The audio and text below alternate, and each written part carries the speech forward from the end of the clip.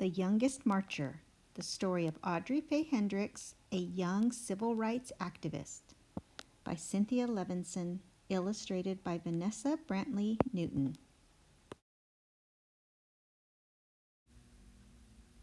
Whenever Mike flew into town, Audrey and her mama cooked barbecued ribs, stewed greens, sweet potato souffle, and Audrey's favorite, hot rolls baptized in butter. Other folks knew Mike as Martin or Dr. King. The Hendrickses used his nickname. They did the same with the other ministers too, like Fred Shuttlesworth or Jim Bevel. After Mike blessed the feast, Mama expected Audrey to keep still during supper. But when grown-ups talked about wiping out the segregation laws that kept black and white people apart in Birmingham, she just had to speak up. Audrey intended to go places and do things like anybody else. I want to eat my ice cream inside Newberry's. I want to sit downstairs at the Alabama. I don't want hand-me-down school books. But stools at the counter, plush movie theater seats, books so fresh they'd crackle when you opened them, those were for white children. Hush, hissed Mama. 9-year-old children should not speak in front of company, especially ministers like Mike, Fred, and Jim, who are bringing dreams of justice.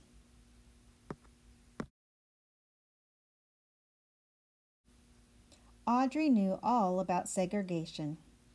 She knew to pay the driver at the front of the bus, then step off and walk around to the back door. Drink from the fountain with the dirty bowl and warm water. Use the freight elevator at department stores downtown. Front row seats, cool water, elevators with white-gloved operators. Laws said those were for the white folks. Every Monday night, Audrey and her mama and daddy and her aunts, uncles, and cousins joined neighbors and friends at Fred's church for worship, fellowship, and testimony. She sang and swayed along with the movement choir, her voice spirited and spiritual.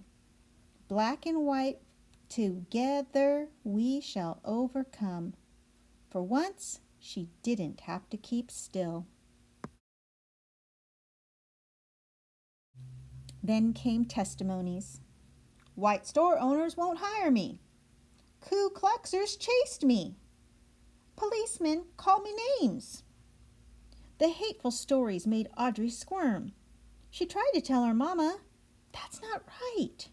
Shh! How could Mama expect her to hush? She had to make things right. But what could she do?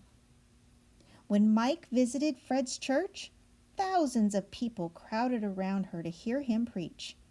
In a voice as taut as steel cables, as smooth as glass, he intoned, "Segregation is morally wrong and sinful." That's true. Fired up, Audrey sat taller. "An unjust law is no law at all," he proclaimed. Audrey had listened to Mike explain his plan at her supper table and knew what he meant. If a law is unjust, disobey it. Sit down inside Newberry's. Picket those white stores. March to protest those unfair laws. Why, even marching was against the law. Then get arrested. "Fill the jails!" Mike exclaimed. "Fill Birmingham's jails so full that policemen can't squeeze in one more person. Pack cells so tight that police will have to quit arresting people for demanding their rights." Audrey just knew Mike's plan would work. She twisted in her pew to see which grown-ups would walk down the aisle volunteering for jail. But they mostly stayed put, eyes staring at their feet, hands on their knees. Feet, hands, and knees didn't move. "Fill the jails!" Mike pleaded, meeting after meeting. But heads shook. All around her, Audrey heard, "No, best not break those segregation laws. Boss man will fire me. Landlord will evict me. Policeman will beat me." If nobody protested, Mike's plan would fail. Police could keep arresting anyone, anytime, for anything, forever. Audrey would never be able to go places and do things like everybody else. One night, Jim announced a new idea. If grown-ups won't do it, fill the jails with children. Audrey leaped to her feet. "I want to go to jail," she declared. Mama looked deep and saw that Audrey's eyes begged, "Please." "Okay," Mama said. Audrey strutted down that aisle. She was going to jail.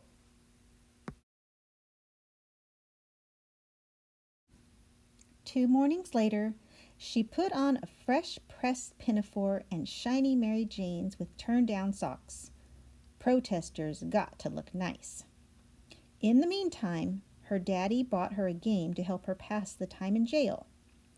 Her mama and daddy took her by Center Street Elementary to tell her teacher she'd be absent, maybe for a whole week. Miss Wills wrapped her arms around her. Audrey knew she was proud of her. She said goodbye to her grandparents. "You'll be fine," her grandmother said. She knew Audrey would be brave. So did Audrey. Then her mama and daddy drove her to 16th Street Baptist Church, where the children were gathering. Even before she reached the door, Audrey heard loud voices chanting freedom songs. Inside, hundreds of big kids called out to friends and crowded around signs for their high schools. Parker, Carver. Her head swiveled. Where was the sign for Center Street Elementary? She was the only protester from her school, the youngest child in the whole church, and she knew no one. Audrey huddled by her parents in the basement. But when Jim lined her up with the others, 2 by 2, and the door swung open, Audrey straightened up. She was going to break a law and go to jail to help make things right. Clutching a protest sign in one hand and her game in the other, Audrey marched out the door. She stomped and sang, "Ain't gonna let nobody turn me round, turn me round, turn me round." Half a block from the church, a white policeman stopped Audrey. He pointed toward a police van. Sentence: 1 week in juvenile hall. A matron locked Audrey into a day room with 24 other girls, all older, all bigger, all strangers. Audrey sat down, alone, and slipped the cover off her game.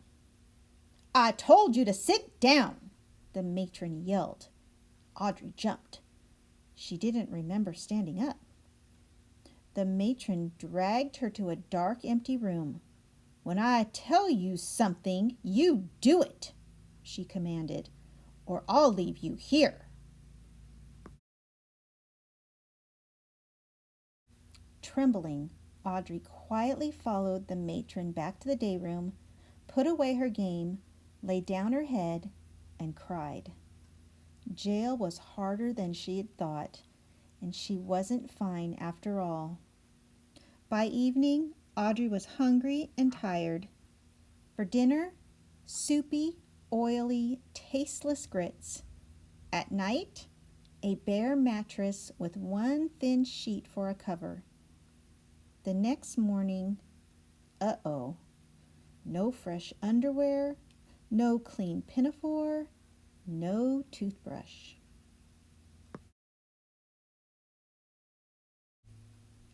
Audrey and her cellmates were led outdoors into an empty concrete pen surrounded by high prison walls. The older girls talked together. Audrey wondered what her classmates were doing. Miss Wills would be keeping them busy. On another day, Audrey was sent to a huge room and told to sit in a chair that was so high her feet dangled above the floor. 4 white men glared at her. She'd never talked to a white man before. "Are you against America?" one demanded to know. "No, sir," she answered politely. "What do you talk about at those meetings?" another asked. "Our freedom." "Why did you march?" "To go places and do things like anybody else." What was wrong with that? Every mealtime, Audrey stared at greasy grits. She could barely spoon them into her mouth, let alone swallow them. Every night, the cot's wire springs jabbed. Every morning, she had nothing to do but sit alone with her game.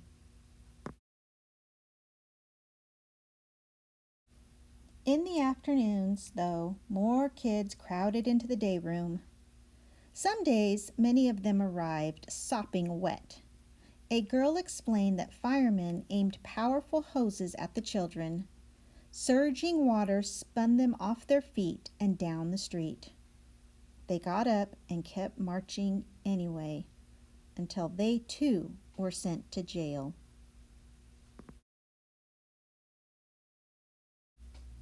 By Audrey's 5th day in detention, the police couldn't squeeze in one more person. "We filled up all the rooms! We filled up all the rooms!" Audrey practically jumped up and down. She was so proud. Watching television in the day room, she saw black people stroll straight into stores and restaurants like they belonged there. No one else could be sent to jail. Everything had changed. After 7 days, Audrey went home. Her mama and daddy wrapped their arms tight around her, washed the jail off her, and for dinner, hot rolls baptized in butter.